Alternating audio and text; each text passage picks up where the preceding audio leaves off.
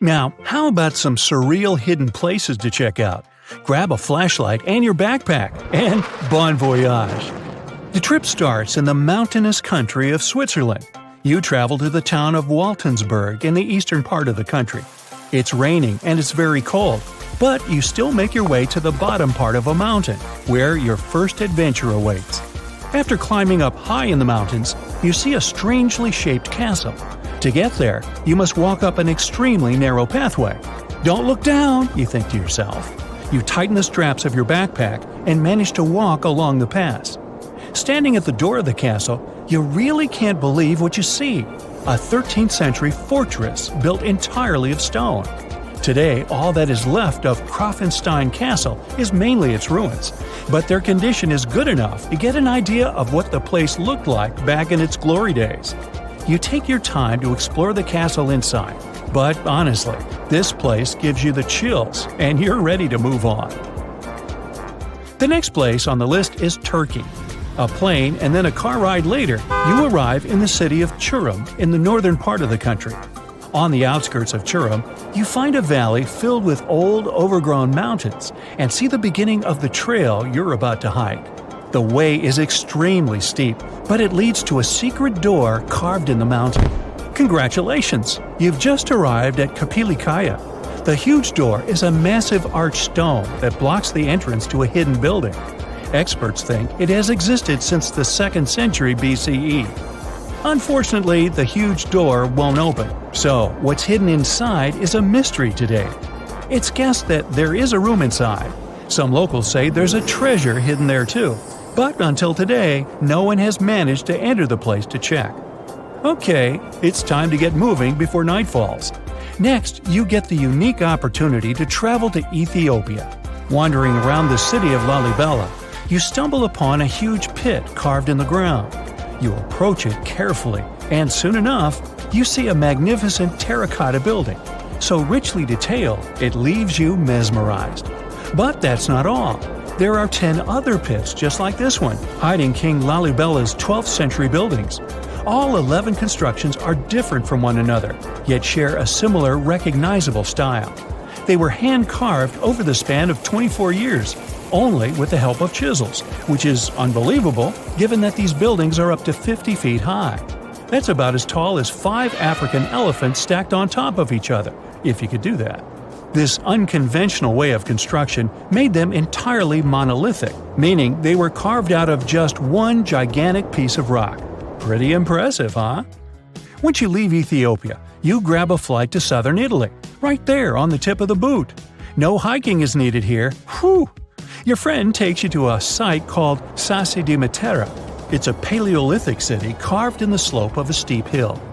You might feel like you've traveled in time here, as local stone houses and ancient buildings are unlike anything you've ever seen before. The site, also known as Deciphering, is suspected to be one of the first human settlements in Italy, dating back to over 9,000 years ago. Wandering around the town, you might get invited inside one of the cave-like houses. Oh, and as weird as it may sound, some of the streets run on top of people's homes. Talk about Paleolithic urban planning. You're probably becoming an expert on rock-cut architecture by now, but there are still a few sites left on your list. Next off, you head to Slovenia to visit the world's largest cave castle. This medieval castle was built on top of a 400-foot-high cliff and was designed to be impenetrable. Luckily for you, security is much more relaxed today. Still, if you're looking for a more challenging and less touristy way inside, you can get into the castle through one of its many underground tunnels. They were built over 800 years ago for the owner of the castle. He needed secret passageways to sneak supplies. Today, Pajama Castle is both enchanting and mysterious. I'd say it depends on whether it's a warm sunny day or a cold stormy night.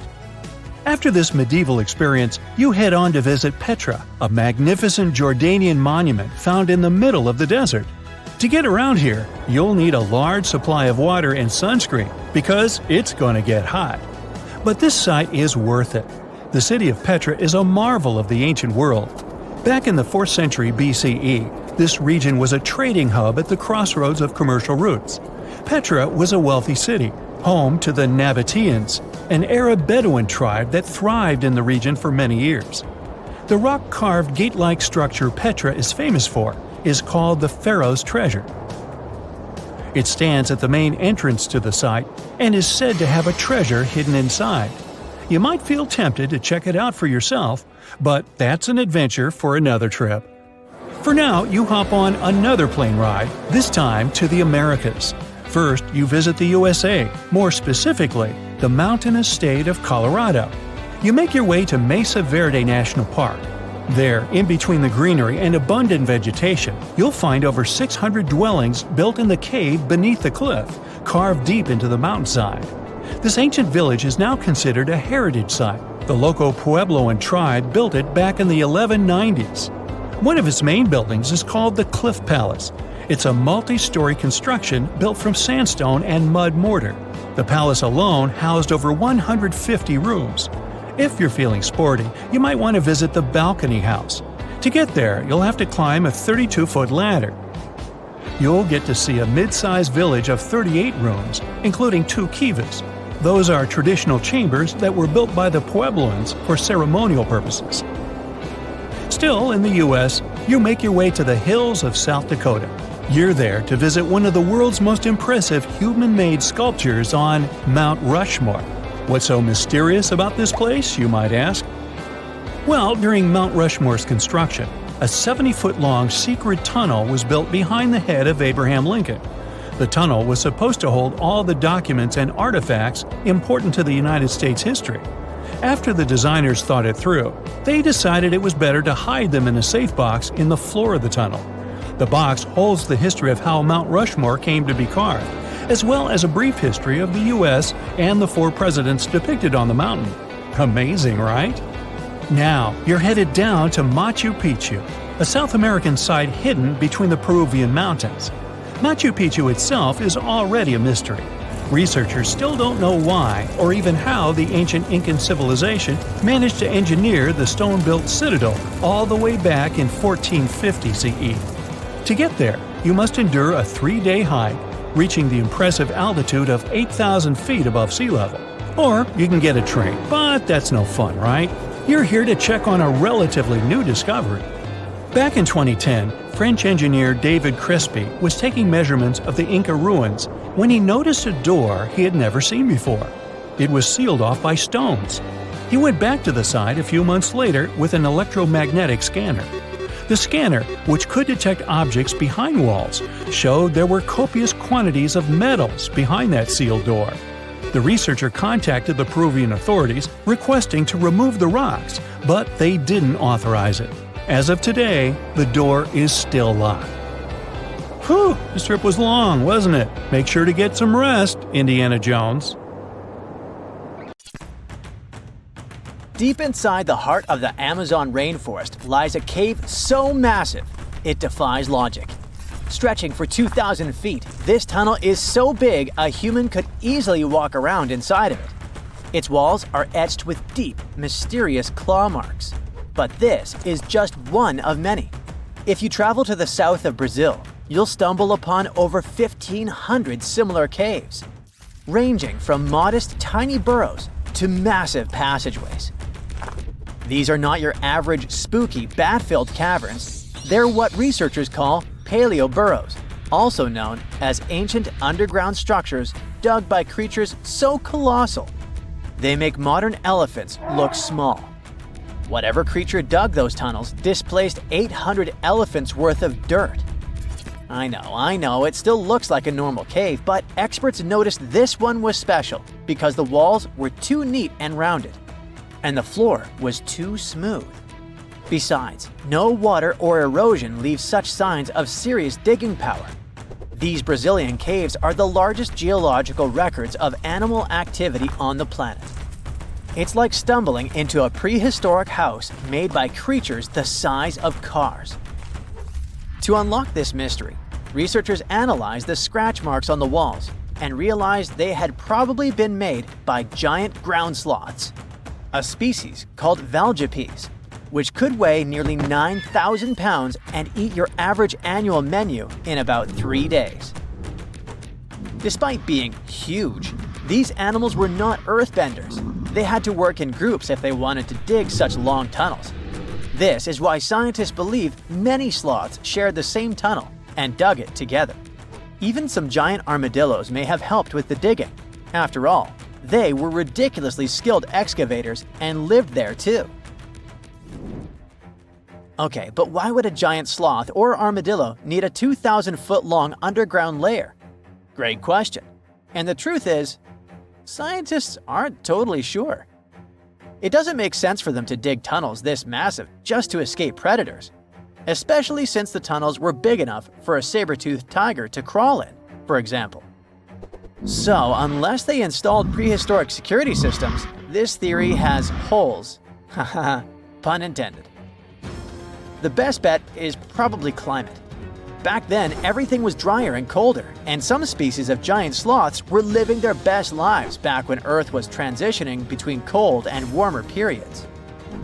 Their big bodies usually protected these animals from temperature changes, but drastic fluctuations probably made them hide in order to survive.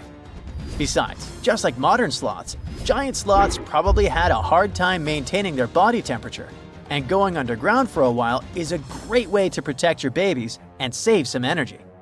After all, the bigger you are, the more energy you spend. Some scientists believe these tunnels might have had rotating tenants. One sloth moves in, digs a bit, leaves some scratch marks, moves out. And sometime later, another one crashes there and adds its own decor touches. A hostel for ancient megafauna. All evidence points to a more timeshare situation than a prehistoric private property. After all, these creatures weren't exactly social butterflies. Most sloths and armadillos usually keep things strictly one-on-one, just mom and baby. Yeah, dad sloth stuck around only for the good part. But you probably noticed one tiny detail here. These guys are not around anymore.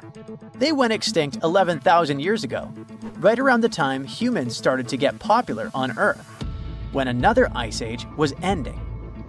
In fact, 80% of all mammals that were heavier than 2 pounds disappeared then. The first culprit is, of course, the usual suspect: humans.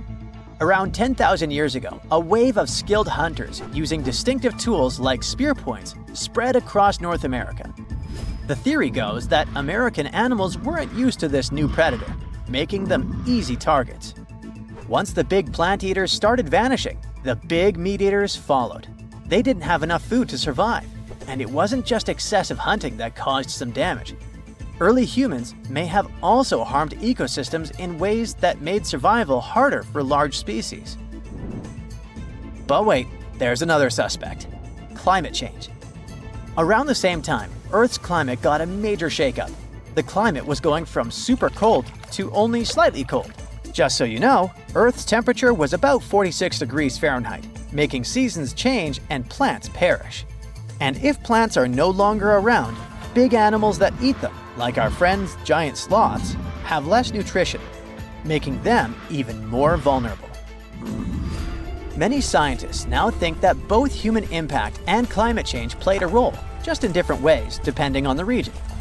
In some places, humans may have tipped the balance. In others, nature itself did the job. Either way, it was a perfect storm that ended the age of giants. Turns out, being huge isn't always a plus.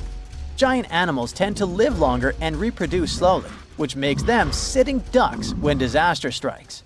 Besides, it takes a long time for these guys to bounce back. After dinos disappeared, for example, it took 15 million years for new mega mammals to stomp onto the scene. The last major extinction happened around 12,000 years ago. Not really enough time for brand new massive beasts to evolve. Today's biggest ground animals, like elephants, rhinos, and bison, aren't newcomers. They're actually the tough survivors of that ancient chaos. And, well, at least we still live alongside the blue whale, the biggest mammal ever. But why did some prehistoric animals get so gigantic in the first place? Well, being big has some perks. In spite of all the extinction thing, it keeps you safe from predators and helps you win the fight for food. If plant eaters bulked up, predators had to level up too, just to keep up. and the environment plays a big role. You see, cold-blooded animals might grow bigger in hot places to stay cool, and warm-blooded giants thrive in cold places to stay warm.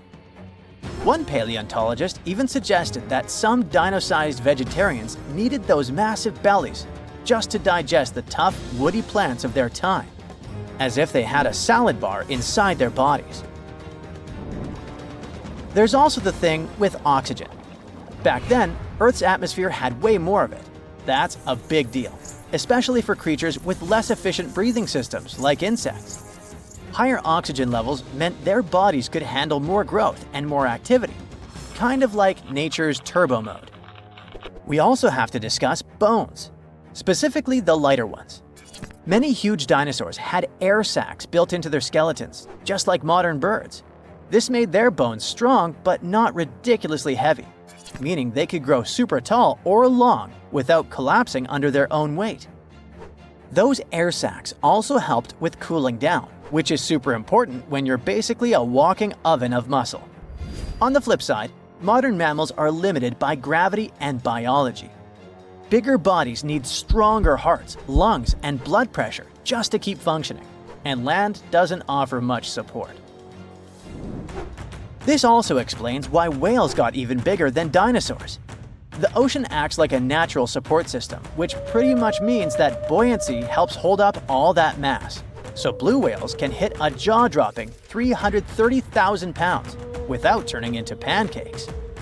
On land, that kind of size would be a serious health hazard. So ancient giants weren't just freaks of nature. They were the result of the right mix of air, food, physics, and environment working together in just the right way. The whole extinction event surely is a bummer for giant sloths that worked as gigantic engineers of nature, but it surely prevented us from sharing the planet with insects the size of crows, like some types of griffin flies or millipedes reaching almost 6 feet in length. Yikes! Now, if you'll excuse me, I'm going to appreciate modern sloths, slow, small, and thankfully incapable of terraforming the landscape and giving me insect-related panic attacks. Well, this eerie Lake Huron discovery may be that it possibly contains the remnants of an entire civilization. Whoa, wait, sounds like Atlantis, right? Well, not exactly. But if there really had been an ancient underwater civilization here, it must have been a pretty advanced one. Around 10,000 years ago, 2 sharp glassy flakes broke off a stone tool and landed on the ground unnoticed.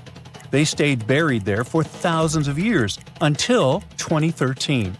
Then scientists pulled up a small chunk of mud, about the size of a milk carton, from the bottom of Lake Huron, 100 feet underwater. Inside the mud, they found those same 2 flakes made of obsidian, a shiny black volcanic glass that forms when lava cools quickly. After careful testing, they realized these flakes came from Central Oregon, which is quite a distance, about 2,500 miles away. They found this prehistoric Great Lakes site on the Alpena Amberley Ridge, an underwater landform that once connected what's now Michigan and Ontario. Back then, it was dry land. Early humans used it to build traps for animals like caribou as the Ice Age faded and the Great Lakes began to form. Now, obsidian was the high-tech material of ancient times. It's super sharp and perfect for making tools. If you study the flakes carefully, it's obvious that humans made them.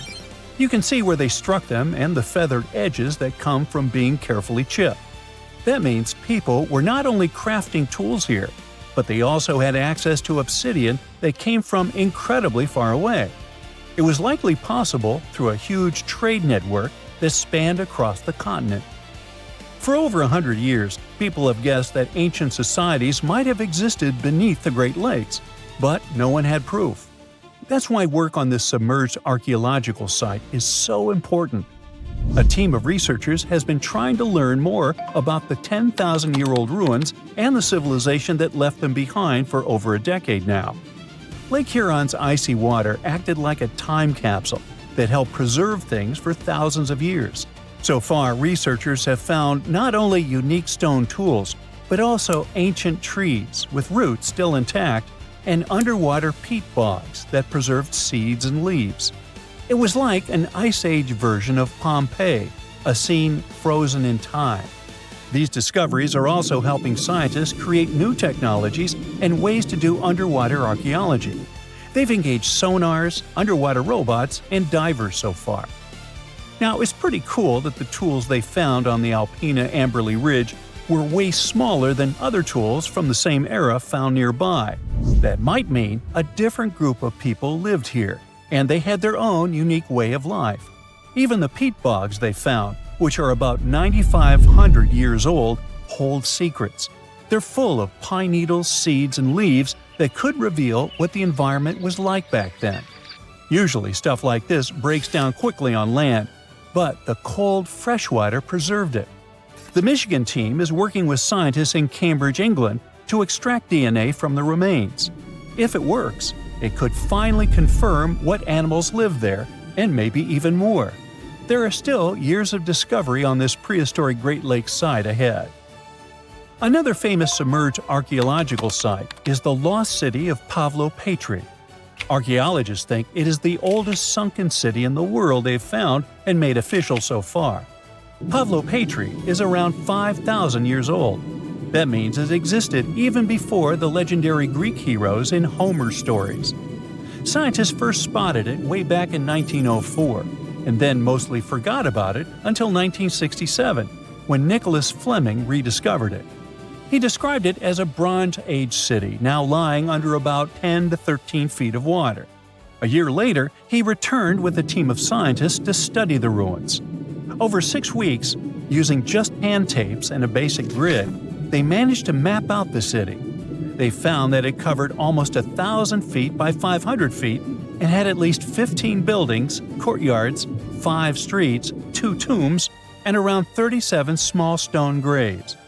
They also found signs that the ruins continued onto the nearby island of Pavlo-Petri itself. They dug up some amazing pottery, obsidian, and chert blades, and even a tiny bronze figurine that may date all the way back to 2800 BCE. Most of the buildings, though, came from the period between 1650 and 1180 BCE. Then scientists left the site alone again until 2009, when a super team of researchers launched a new 5-year project to really dive deep into the history of Pavlo-Petri. This time, they had digital mapping tools and better diving equipment, so they could explore and even excavate underwater. They found another 97,000 square feet of buildings, including a large hall and hidden streets. Plus, they dug up even more pottery that showed people had been living in the city from about 3000 BCE to 1100 BCE, and that the city once had a population of 500 to 2,000 people. No one knows for sure how the city ended up underwater, but many scientists think it was because of an earthquake, maybe around 1000 BCE, or even as late as 375 CE. Because it's the oldest underwater city ever found, some people even believe Pavlo-Petri might have inspired the legend of Atlantis. Another contestant for the Atlantis title lies near Japan. Back in 1986, a local diver was exploring the waters near the Ryukyu Islands when he found a giant structure made of perfectly shaped steps and sharp edges. It was 82 feet underwater. Today, the Yonaguni Monument is one of the most mysterious underwater sites on the planet. The structure is nearly half a football field in size. It looks like a massive stone pyramid with layers of platforms and steps stacked one on top of another. No one really knows where it came from or who built it. Some experts think the monument might be more than 10,000 years old, which would make it older than the Egyptian pyramids. One theory is that it could be the last remains of a lost civilization called Mu, a mythical Pacific society kind of like Atlantis. Others believe an ancient culture that lived in Japan as early as 12,000 BCE might have built it. But many scientists and geologists are skeptical about this possible underwater ancient civilization, even though Yonaguni has narrow passageways, arched openings, and right angles that almost look like city blocks. They say that the site looks a lot like natural rock formations, like the Giant's Causeway in Northern Ireland, for example. The whole monument is still connected to a bigger chunk of bedrock, which means it wasn't built piece by piece. And the way the layers of rock are stacked probably has more to do with earthquakes and tectonic movement. It's located in the very active Pacific Ring of Fire. One marine geologist kept going back down there, and every time he found something new. He says he spotted tool marks in the rock, symbols carved into stone faces, and even rock formations shaped like animals. He believes these carvings point to a culture that came from mainland Asia. He said he had identified 10 different structures off Yonaguni, including a ruined castle, a triumphal arch, 5 temples, and even a huge museum. These buildings seem to be connected by roads and channels, and some parts are surrounded by what could be giant stone walls. The explorer believes the city is at least 5,000 years old, based on stalactites found in underwater caves nearby, which would have only formed after the caves flooded. His supporters say they have never seen an earthquake create shapes like this, above or below water. But skeptics blame it all on erosion and insist that whirling underwater currents and sea creatures left holes in the rock. Now, if you want to form your own opinion about it, the spot is open for visitors, and it's definitely a super fun diving experience. Over the years, archaeologists have uncovered all kinds of stuff on runestones, curses, poems, protective magic spells, and even inheritance disputes. However, a newly uncovered ancient Norse artifact known as Svingerud stone has just one word on it. Sounds boring, right?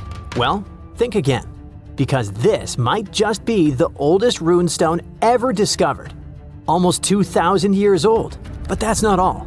Excavations are still ongoing, and depending on what follows next, it could unravel secrets and the true meaning behind the mysterious magical runes. So let's explore and see just how much known history you can rewrite with only one engraved word on a stone. A long time ago, during the first few centuries of the Common Era, Scandinavians and Romans crossed paths. They traded goodies like glass and silver, and eventually, Roman customs and even written culture ended up north. The Nords liked the Roman alphabet but wanted their own letters copyrighted, so they decided to create their own unique characters, which they called runes. Almost 20 centuries later, in 2021, archaeologists were excavating an Iron Age burial site near the village of Svingerud in eastern Norway.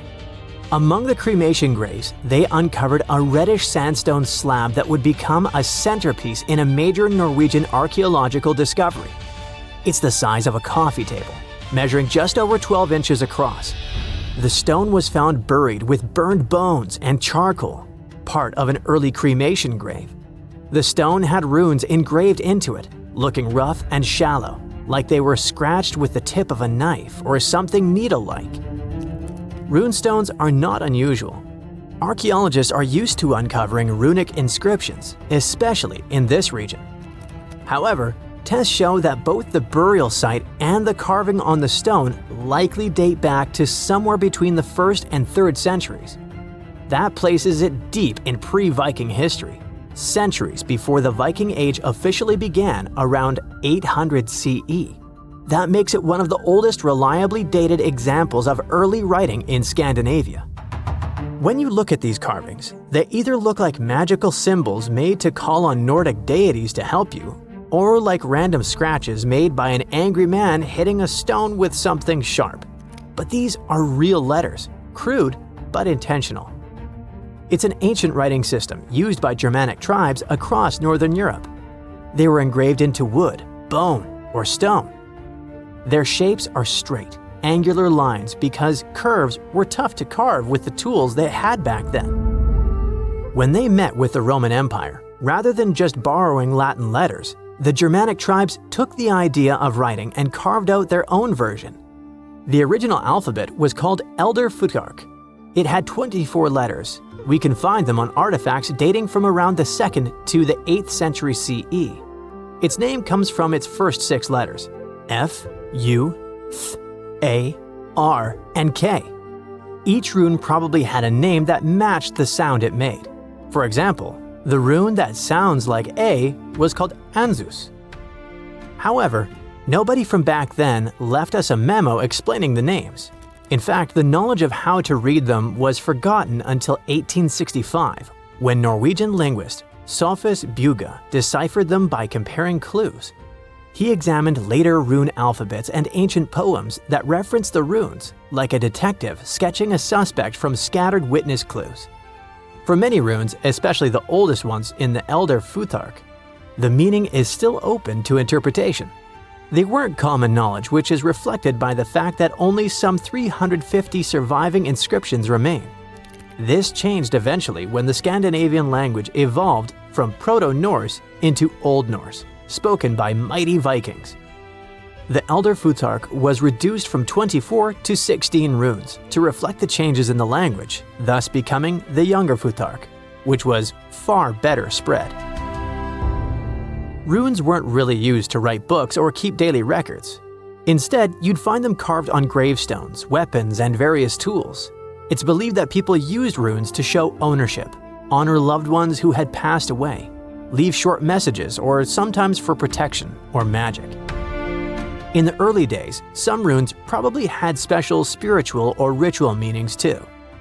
One interesting fact about runestones specifically is that they were often used for self-promotion or boasting, like an ancient social media status or a tweet posted on a wall, or better said, a stone. One such example of a runestone from the 11th century where a man named Vigmund had it carved for himself, calling himself the cleverest of men. He even added that he was a ship captain, and yes, he made sure everyone knew that while he was alive.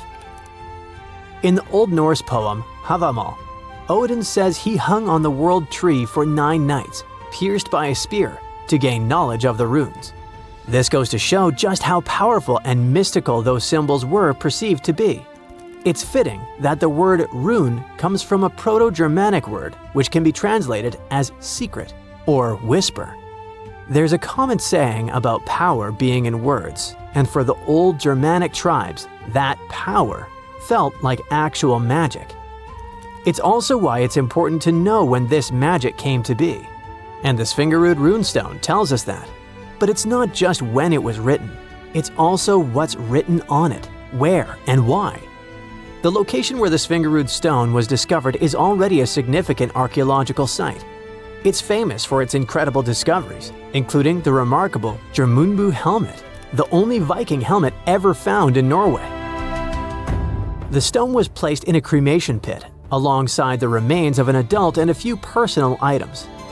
Thanks to charcoal and bone samples, researchers can figure out how old the runestone is by using a method called radiocarbon dating.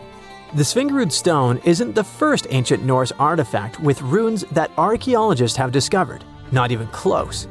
People carved runes into all sorts of everyday objects like combs, jewelry, and knives long ago. Some of those might even be just as old. Other finds have runes, but they're often broken, loose, or don't have clear dating. However, with radiocarbon dating, scientists have confirmed that the Svingerud stone is really the oldest runestone ever found. The writing on it suggests that it was part of a ritual and might have even been a message to the deceased. The inscription isn't long. It's just one word, Idiburg. No one knows exactly what it means. The clearest part says Idibera, and most researchers agree it's probably a name. Maybe Idibera in a genitive form, meaning of Idibera or belonging to Idibera. So this could be the name of the person buried there or someone being honored. There's a decent chance it's a female name, possibly making this the earliest known female rune inscriber in history. But researchers now believe that the Svingerud runestone is a part of a bigger monument. They found more than a dozen sandstone pieces scattered across several graves at the site, and when they assembled them in the lab, they fit together like a puzzle. This suggests they all came from one single upright stone. The main piece with the inscription was found in one grave, but other similar pieces were buried in nearby cremation pits. Archaeologists think it was broken and reused in a ritual, maybe to connect different people or generations who had been buried there. Instead of just marking one grave, it might have first been a memorial and was later put back into the other graves as a symbolic act. Some even speculate that the runes might have been carved by different hands throughout various time periods. The Sphingirud stone might be small, but as the oldest runestone ever found with a secure archaeological context, it could be the key to how writing first took root in Northern Europe. This Norwegian archaeological discovery proves that runes were already tied to ritual, memory, and maybe even women. And if it's just a fragment of a larger monument, we've only seen part of the picture. Ancient Norse artifacts like this reshape what we know about pre-Viking history. And with luck, more runestones will follow, maybe even from another female rune inscriber. Hey, I bet you didn't know that trees used to grow in the middle of Egypt's barren, sun-roasted Sinai desert. It's true.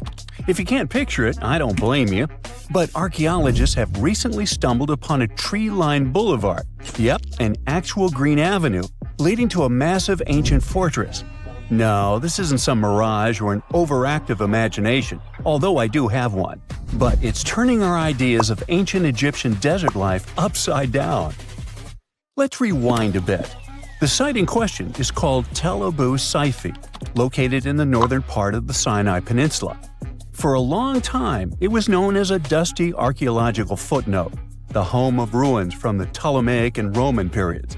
You know, the era after Alexander the Great swaggered through Egypt and the Roman Empire called dibs. But recently, Egypt's Ministry of Tourism and Antiquities decided to give it a fresh dig. And what they found out turned to be more than just a forgotten outpost. We're talking about a full-on military fortress with defensive trenches, paved roads, lime kilns, barracks for soldiers, and even room for their families.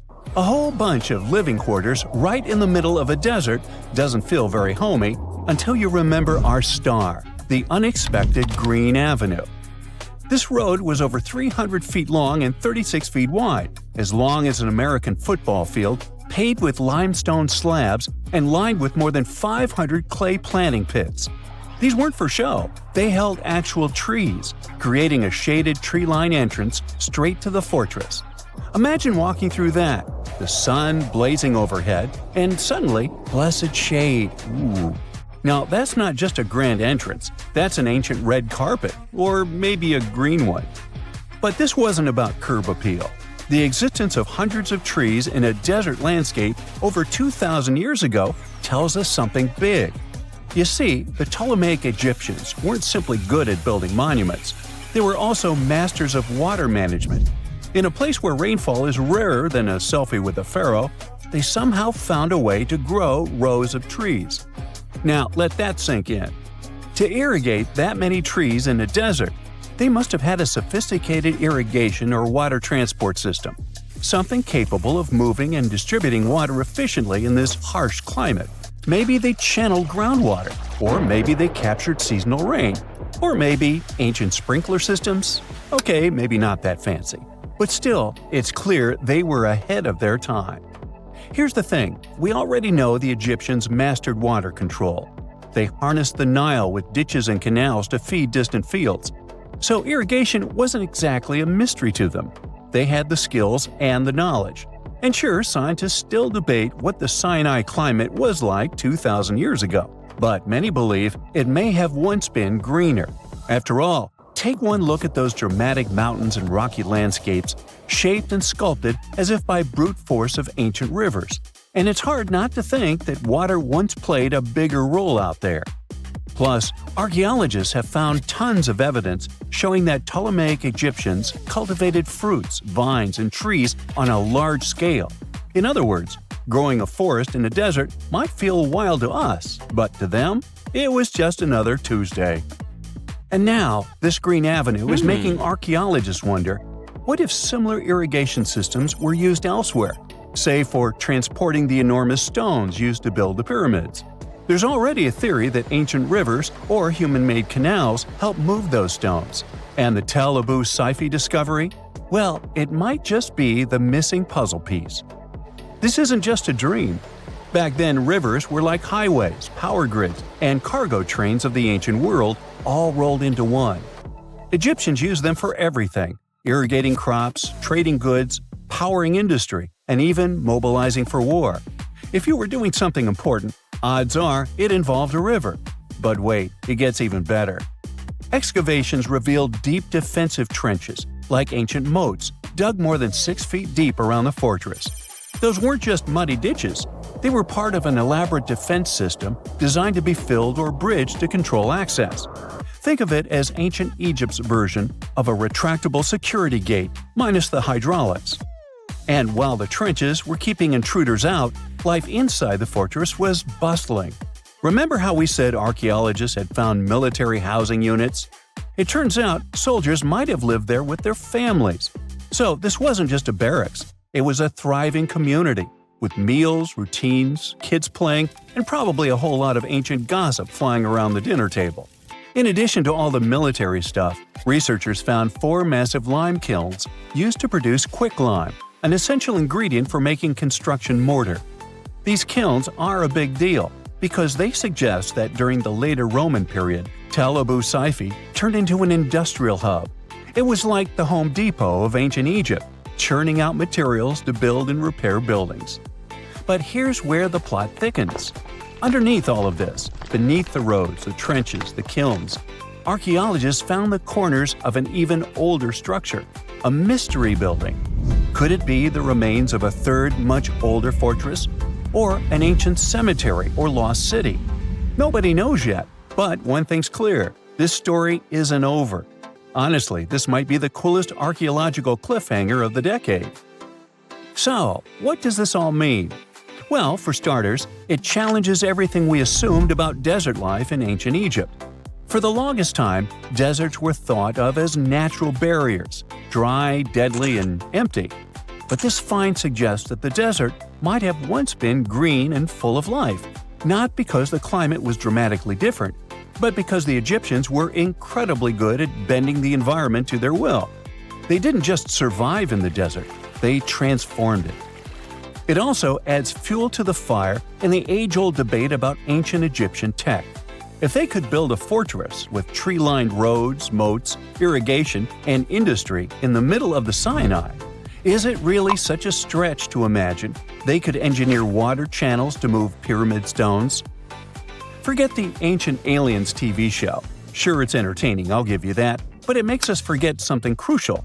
Those people were brilliant. A lot of what we call modern technology is recycled ancient ingenuity. And who knows how much knowledge we've lost over time. Meanwhile, the dig continues. Scientists are now mapping the entire Tel Abu Saifi site, trying to piece together how all the structures connect. Some want to analyze soil samples to find traces of old tree roots and maybe even figure out what kinds of trees once grew there. Imagine if they were date palms. We might be looking at the world's oldest snack lane. You already know that the implications of the discoveries don't stop with history books, right? This kind of discovery has modern relevance too. Our world is going through a lot of change, with crazy weather and huge heat waves. So maybe we should be asking, what can we learn from ancient civilizations that once made the desert bloom? If nothing else, Tel Abu Saifi reminds us that the ancient Egyptians were more than just pharaohs, pyramids, and mummies. They were visionary planners, eco-architects, and straight-up problem solvers. They didn't wait for nature to hand them what they needed, they engineered it.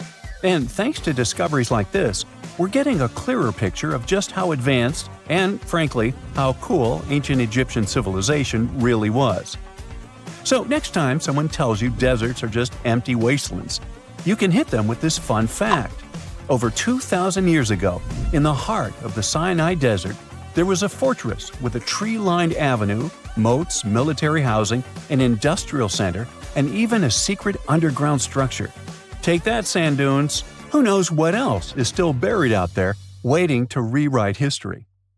Footsteps pounded behind him. Heart racing, he lunged toward the towering statue, fingers fumbling with the hidden crevice. No time. He shoved it inside just as shouts closed in. A deep breath, loud heartbeat. Then he ran, vanishing into the dark, leaving his secret buried in stone, waiting to be found. Throughout history, statues haven't just been silent guardians of the past. They've been hiding places for secrets. some deliberately sealed away, others stumbled upon by pure chance. See the most mysterious of them. In 2016, as Australian experts prepared a 645-year-old statue for auction, they uncovered a hidden secret, an ancient banknote tucked inside its hollowed head. Issued in 1371 under Emperor Zhu Yonzang, the note was worth 1,000 copper coins, or 28 grams of silver. More strikingly, it carried a grim warning. Despite passing through multiple owners, the hidden bill remained undiscovered for centuries. A rare relic from an era when paper money was still a novelty, the note was soon listed for auction, its journey through time continuing into the modern world. Statues became more than just symbols. They were guardians, keepers of history, and sometimes even life-saving tools. In 2017, restoration experts working on an 18th century statue in Spain made a remarkable discovery. Hidden within the statue's hollow interior were 2 letters written in 1777, providing insights into daily life, local customs, and the economy of the time. Similarly, in 2023, during renovations at the United States Military Academy in West Point, a box was discovered inside the marble base of a statue depicting the hero Tadeusz Kosciuszko. Placed there nearly 200 years ago, this time capsule offers a tangible connection to the institution's storied past. The mystery surrounding statues and their potential to hide secrets extends to some of the world's most iconic monuments. Few places are as shrouded in mystery as the Great Sphinx of Giza. For centuries, archaeologists, historians, and explorers have speculated about what might lie hidden beneath its massive limestone figure. Some people thought the Sphinx concealed the legendary Hall of Records, a supposed library containing ancient knowledge, possibly even lost wisdom from Atlantis. In recent years, advancements in ground-penetrating radar technology have revealed voids beneath the Sphinx, leading many to believe that the statue may hide undiscovered chambers or passageways, some possibly linked to royal tombs or hidden structures. The potential of hidden chambers beneath the Sphinx has captivated imaginations for generations. But what is perhaps even more intriguing is the recent work done by researchers from New York University, who studied the environmental forces that shaped the Sphinx. After recreating ancient wind patterns, the researchers concluded that the Sphinx may have originally been shaped by natural erosion before humans further refined its form. Such revelations open up new avenues for understanding the monument's purpose, as well as the cultural and spiritual significance it held back then. The ancient Egyptians revered Sobek, the crocodile-headed god of power and the Nile, and often mummified crocodiles to honor him. These creatures were placed in temples or tombs as offerings to the gods or to ensure their safe passage to the afterlife. Recently, a group of researchers dove into an interesting study about a crocodile that received the mummification treatment from Egyptian embalmers. They used a CT scanner to uncover all sorts of fascinating details about how this crocodile met its maker and what happened to its body afterward. For the ancient Egyptians, animals weren't just pets, they were major players in their rituals, acting as a bridge between humans and the deities. Hawks, for example, were associated with Horus, the sun deity, since their flight brought them closer to the sun. Cats were linked to Bastet, the fierce and protective mother deity. Crocodiles were among the favorite animals for mummification. These reptiles were seen as symbols of Sobek, the lord of the Nile, whose presence announced the annual flooding that brought much-needed water and fertile soil for farming. In the past, studying such artifacts could mean damaging the mummy, but thanks to modern imaging techniques, the researchers were able to examine the crocodile while keeping it intact. X-rays and CT scans revealed that the crocodile's digestive system was packed with small stones called gastroliths, which crocs often ingest to aid digestion and maintain buoyancy. Amid those stones, they even found a metal fish hook and a fish. This suggests that large mummified crocodiles were likely caught in the wild using hooks baited with fish. This almost aligns with what ancient Greek historians wrote about life in Egypt. Almost because the Greeks believed that Egyptians used pigs to lure the crocodiles. So, as you've noticed, researchers and archaeologists use cutting-edge technology and meticulous hands-on work to uncover the secrets of ancient civilizations. The process begins with surveys using ground-penetrating radar and 3D scanning to detect hidden chambers, tunnels, or anomalies beneath the surface. Once a promising site is identified, careful excavation begins. Layers of soil and debris are removed slowly, ensuring that no detail is lost. The exhibition of Rijksmuseum in Amsterdam features a remarkable 15th century Tibetan gilt copper statue of Guhya Samaja Akshobhya. This figure, symbolizing the unity of opposing forces and a higher state of enlightenment, was previously unknown to the museum's collection.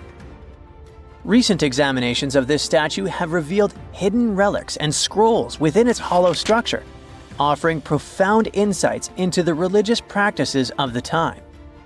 The exhibition showcases over 75 masterpieces from Asia, including the newly acquired Guhya Samaja Akshobhya statue, highlighting the intricate craftsmanship and spiritual significance embedded within such artifacts.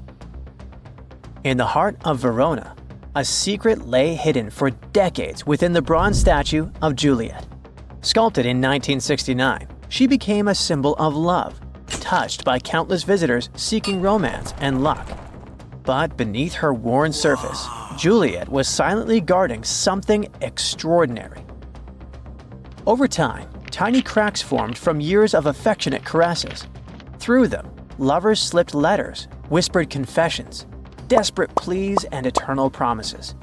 Some tossed in keys, sealing their love with padlocks and hiding the proof inside her hollow frame. In 2014, restoration experts made a stunning discovery. As they worked to mend the statue, hundreds of love notes and rusted keys spilled out, forgotten vows locked away in the heart of Juliet herself. Statues often act as symbols of power and might. However, in more recent times, statues have also been used to convey messages for future generations. The concept of the time capsule, an object or collection of items placed in a container, sealed, and then buried or hidden for later discovery, has a long history. And in modern times, statues have served as the perfect vessels for these capsules, allowing people to communicate with future generations in a very tangible way. In 2014, as old workers carefully removed the golden lion atop Boston's Old State House for restoration, they made a startling discovery.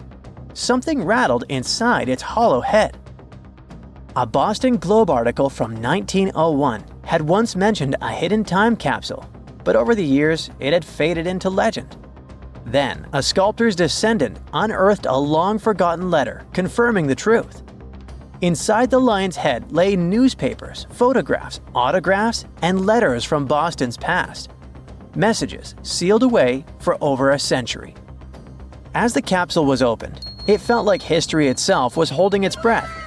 The officials planned to continue the tradition, adding modern artifacts before sealing the lion's secret once more, until the 22nd century unveils it again. We don't know if they carry on with it, though. Advancements in imaging technology have allowed researchers to uncover hidden details within famous sculptures without damaging them. In 2014, restoration experts in Mexico made a shocking discovery while examining a 300-year-old wooden statue. Real human teeth were hidden beneath its serene face. The revelation came not by sight, but by technology. When preservationists took an X-ray of the statue, expecting to find structural details, they instead saw a perfect set of teeth embedded in the mouth, unlike other historic statues from the region, which sometimes contained real hair people donated to the statues. This discovery was completely unexpected. Now this bad boy was the size of a husky and could maybe pass for one, except it didn't have any fur and was a top predator with extra long blade-like canine teeth. Ooh, charming. Meet the earliest known saber-toothed animal to have ever lived. It roamed the earth well before the dinosaurs. Scientists made the description of this creature based on its fossils found on the Spanish island of Majorca in the Mediterranean Sea. About 200 million years ago, none of us were around then, the very first true mammals appeared, and they lived right alongside the dinosaurs. But if we trace the family tree of mammals even further back, we'll find an ancient group called Therapsids. They didn't look like mammals we have today, but they had some key features that would eventually help define mammals. For example, Therapsids had special openings on the sides of their skulls for jaw muscles, and parts of their jaw bones would later evolve into the tiny middle ear bones that all mammals, including you, have today. So, the new discovery is what might be the oldest known Therapsid fossil. The fossil, which doesn't have an official species name yet, belongs to a group called Gorgonopsians. Those guys are more closely related to mammals than they are to any other living animals. Some of them were as small as cats, and others were as massive as polar bears. Gorgonopsians had some very mammal-like traits, like different types of teeth for different jobs. But unlike mammals, these ancient predators kept replacing their teeth, even their giant saber-like canines, over and over during their lives. Hey, that would be handy. Until now, the oldest Gorgonopsian fossils we knew about were around 265 million years old. But this new fossil is even older, dating back between 270 and 280 million years. The find was super detailed and complete, including its sharp knife-like fangs, part of its jaw, pieces of its spine, ribs, tailbones, and toe bones, plus most of one of its back legs. Even though the creature's skull wasn't complete, the scientists think it was about 7 inches long, and the animal itself would have been around the size of a medium-large dog, weighing between 66 and 88 pounds. But other than that, it didn't really look much like a dog. Even though it had some lizard-like features, calling it a lizard dog is totally wrong. Mammals and reptiles do share a super ancient ancestor from about 320 million years ago, but their evolutionary paths split a long time ago. When the newly found creature was alive, the island of Majorca was right in the middle of the gigantic supercontinent Pangaea. Back then, this area went through super wet and super dry seasons. Scientists have always wondered if major moments in mammal history happened in tropical places like this, but we just didn't have the right fossils to prove it. Now, with the discovery of the oldest known Gorgonopsian in Majorca, the missing pieces of the puzzle are coming together. It looks like some huge steps in mammal evolution could have happened in low-latitude environments we haven't explored much yet.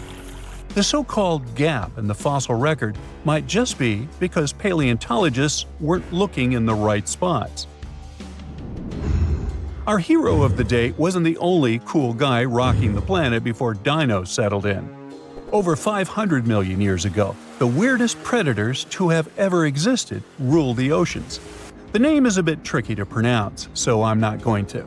Okay, it's Unopenable, but it just literally means unusual shrimp. This creature looked nothing like anything alive today. Scientists think it was the first true apex predator, the orca of its time. Unopenable was massive for its era, as it grew up to 3 feet from its sharp grabbing arms to the tips of its tail fins. For a while, everyone thought trilobites were its go-to meal, but new research shows it wasn't strong enough to crack open trilobite armor. So instead, it was a speedy, agile hunter with awesome vision, and it often picked off soft-body animals that zipped through the open water. Now, another really cool creature from pre-dino times is a fish that could walk on land. Tiktaalik lived in marshy rivers that looked a lot like today's Amazon rainforest. It could grow up to 9 feet long, and it found its prey in rivers and inlets like a modern-day freshwater crocodile. It had a flexible neck and even some early versions of lungs, and thanks to them, it could survive both in water and out of it.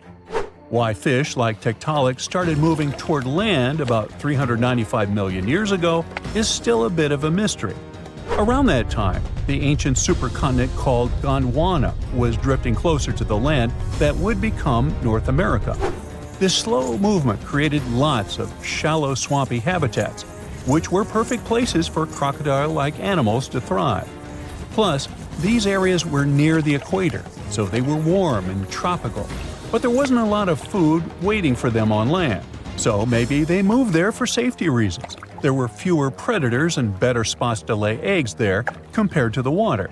Creatures first adapted to living in open water, then shallow water, then marshes and river edges, and only after a long, slow transition did they finally step fully onto land. Now, how about a millipede the size of a small car and weighing as much as a large dog? This beauty lived over 300 million years ago in what is now England. Back then, during the Carboniferous period, Earth's atmosphere had way more oxygen, over 26%, compared to today's 21%. Scientists used to think the high oxygen levels were the only reason these creatures could get so big. But back then, they found a new fossil from a time when oxygen wasn't that much higher than today. They discovered it purely by accident, when a boulder split just right and revealed one of the most complete and largest giant millipede specimens ever. This one could have lived not just in swampy areas, but also in open woodlands filled with tasty seeds, nuts, and maybe even small animals. There's a chance that this beast wasn't a slow, plant-munching crawler, but a predator that would snap up whatever it could find. After dominating the Earth for about 45 million years, the giant millipedes eventually vanished. Probably the reptiles pushed them out, clearing the way for the age of the dinosaurs. Now, in case you ever wondered what would happen if you crossed a polar bear with a saber-toothed cat, here's the answer. This guy ruled the southern ecosystems after migrating 7,000 miles across the supercontinent Pangaea around 252 million years ago.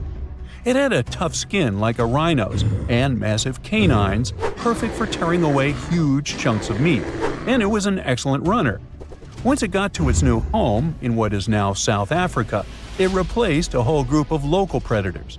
But its glory didn't last long, as closer to the end of the Permian period, massive volcanic eruptions made the weather patterns change and wiped out about 90% of all species. And because top predators are usually big, slow to grow, and not super common, they often vanish among the first when massive extinction events hit. And that's how our guy here went extinct. Our final creature of the day was a dragonfly that lived around 300 million years ago and had a wingspan of over 2 feet, 6 long, spiny legs, and huge, bulging eyes, Meganjura. This 4-winged giant is most likely the largest flying insect that ever lived, and it easily outsizes today's dragonflies, which are its distant relatives. Like modern dragonflies, Meganjura like to hang out in open areas near ponds and slow-moving streams. But unlike today's dragonflies, it wasn't just catching tiny bugs. This guy was likely the top predator in these open spaces. It used the spines on its legs like a flying trap to snatch prey out of the air, including other flying insects, small amphibians, and even lizard-like creatures. Scientists found the first fossils of Meganjura in 1880 in the coal-rich rocks in France. The fossils were incredibly well preserved and showed off the detailed vein patterns in their wings.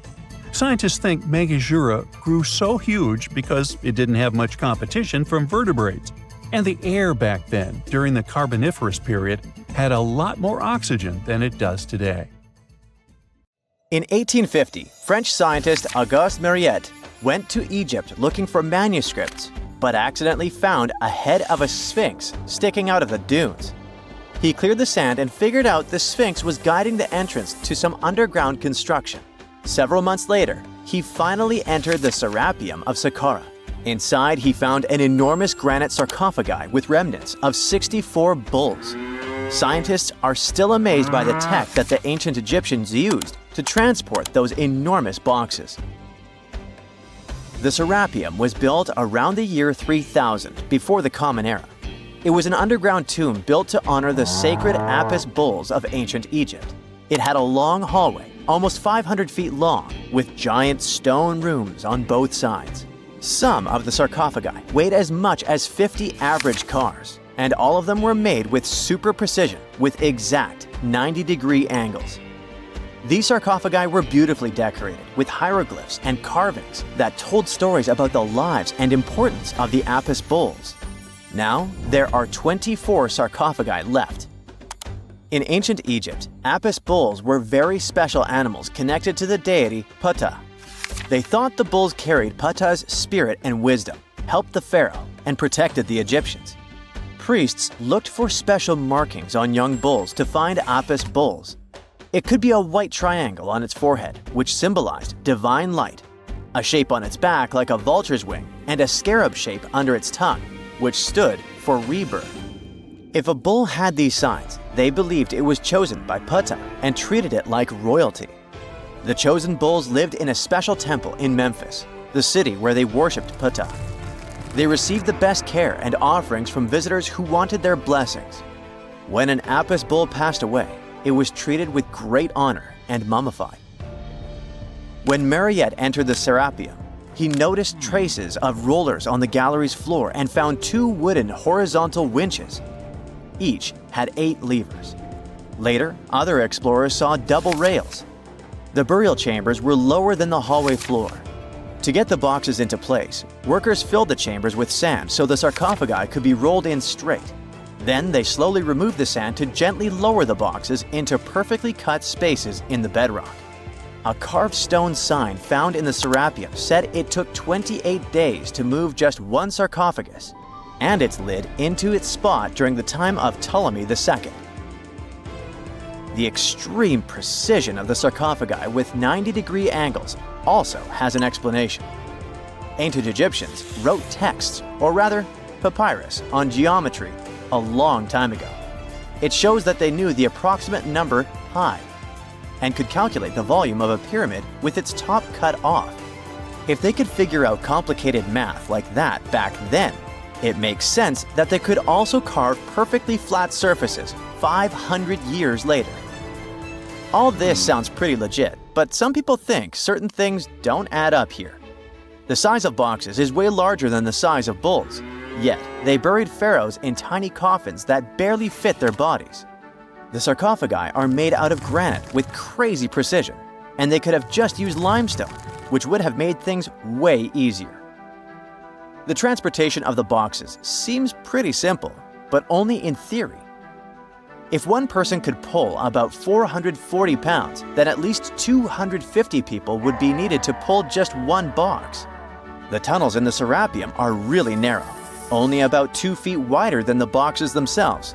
There's no way hundreds of people could have squeezed into those tight spaces to pull the boxes. And even if they did, how would they turn the box in the cramped corridor, lower it into its niche, and place it perfectly in the middle? Somehow they did this 24 times, and every box is centered perfectly. Plus, the chambers were dusty, and there were no signs of soot from lamps. This means they must have worked in almost complete darkness. The real use of the boxes could also be different. A long time ago, even before the Egyptian pharaohs ruled, the local people already knew how to use fermentation. It happens when tiny organisms called yeast eat certain ingredients like starch and turn them into gas and ethanol. So someone in ancient Egypt probably put food like barley, bread, and even meat inside a giant stone box, then closed it tight with a heavy lid. These stone boxes, carved from granite, were so precisely made that they were almost completely sealed, so nothing could escape from it. As the yeast inside the box started working, it created more and more CO2 gas. It built up pressure inside the box. The granite boxes were incredibly strong. They could handle more pressure than a car tire can hold. When granite was squeezed under such pressure, its crystals produced a tiny electric charge. This effect was possible because granite contains quartz, a material that reacts to pressure this way. The process also needed meat or animal parts, possibly to help the yeast grow better. Meat contains something called oleic acid, which yeast needs to keep growing and to survive the bad effects of the ethanol it produces. As the pressure inside the box kept growing, the combination of gases and electricity made these boxes not just ancient fridges, but powerful energy systems. Over time, the pressure inside got so strong that it could push the lid open and the gas would escape with a pop. But when people rediscovered the Serapium in 1850, they found old drawings that showed piles of stones stacked on top of some of the box lids. So, someone long ago probably tried to make the lids even heavier by adding extra weight to make it harder for the gas pressure to push them open. This extra weight also meant the quartz crystals in the granite could keep creating more electricity under all that pressure. If someone opened one of these stone boxes thousands of years later, they would only find bones from bowls that were placed in the box. And that's exactly what Mariette discovered in the 1850s. They opened the Serapium for visitors soon after the first excavations in the second half of the 19th century. Prince of Wales even had a luncheon with his guests in one of the sarcophagi. Sands and earthquakes made the site inaccessible for a while, but now you can visit it again and try to solve the mystery yourself. With new tech, we could have answers to many other historical mysteries soon. A team of scientists at Chicago's Field Museum of Natural History recently used a special CT scanner to learn more about ancient Egyptian mummies without unwrapping them. They gently rolled 26 mummies on custom carts out to the parking lot, where the scanner was waiting. It took thousands of detailed X-ray pictures of each mummy and their coffins. When all the pictures were put together, they created 3D images that showed what was inside, the skeletons, and some artifacts. The scientists hope these images will help them understand ancient Egyptian burial practices from over 3,000 years ago. Even though the scanning process only took 4 days, it might take 3 years to study all the data. But scientists were able to learn some personal details about the mummies. One of the most popular mummified individuals at the museum, Lady Chineta, was a woman who lived in ancient Egypt about 3,000 years ago. It looks like she passed away in her late 30s or early 40s. To make sure her body looked complete for the afterlife, embalmers put stuffing in her neck to keep it from collapsing. They also placed artificial eyes in her sockets, so she would have eyes in the next world. She was wrapped in fancy linen and placed in a beautifully decorated coffin. The scans revealed that it had been carefully crafted with a slit at the back, which embalmers used to fit the body. There were also some artistic details on the surface, like markings for her knees. It looks like her burial was on the scale of a high-end luxury car. Tunnels, metro, underground systems, and even secret passageways to the houses of the rich and famous. Why else do we need tunnels, you may wonder? To hide. Many cities have underground tunnels and even underground doppelgangers. Now let's make it clear. Those passages are normally not connected, contrary to the popular rumor claiming that it was possible to get from Scotland to Turkey using underground passageways built around 5,000 years ago. I mean, it sounds insane even today. Imagine building it back in the day. These tunnels have an official name, the Erdstall tunnels, and they were most likely built in the Middle Ages. However, we still don't have the exact information about the date. The highest concentration of those tunnels are in Bavaria, Germany, but there are many of them in Great Britain and France too. Erdstall tunnels, a unique type of earthen passage found globally, are characterized by their narrow, oval-shaped corridors and tight choke points, known as schlups, or slip-outs. Despite speculation, their purpose remains a mystery. However, some of those tunnels have fireplaces and even vents, which might mean those were used primarily for shelter.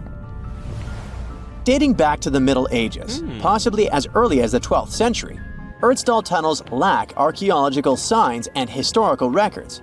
So it's not a surprise that there are many rumors about their use. Some scientists are sure those were storage spaces, though their narrowness makes this impractical.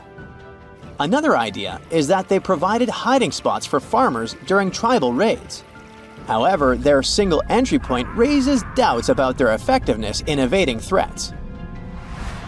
Now, if you're feeling like Indiana Jones and want to venture into those tunnels, you're in luck. A few structures, like the Erdstall Radkobluken in Austria, welcome visitors to explore these enigmatic structures. Most of them are closed to the public eye, though. The origins of Erdstall tunnels remain largely unknown, just like their real functions. And if you think, Hey, it's the 21st century here. We can study pretty much everything. Well, you're wrong. What makes these tunnels hard to study are the tight confines. Traditional surveying methods often prove inadequate in such spaces. To solve this problem, scientists use a handheld device that integrates an RGB camera, a gyroscope, and high-resolution depth sensors, allowing them to capture intricate details of the tunnels. They also use modern techniques like 3D surveying in hopes of uncovering the true origins and purposes of those tunnels. One hypothesis even suggests they may have been poorly conceived dwellings, abandoned when their inadequacies became apparent. Still, not everyone quite agrees with this idea. Other theories suggest they served spiritual purposes, while the most intriguing idea speculates that those tunnels may be remnants of extraterrestrial civilizations. Experts believe they may have been used for practical matters, such as granaries or hiding spots from looters. As we don't have exact info on who built it and when, it may be pretty much anyone, even a sloth. Nope, I'm not a lunatic. Sloths can build giant tunnels. Check this out.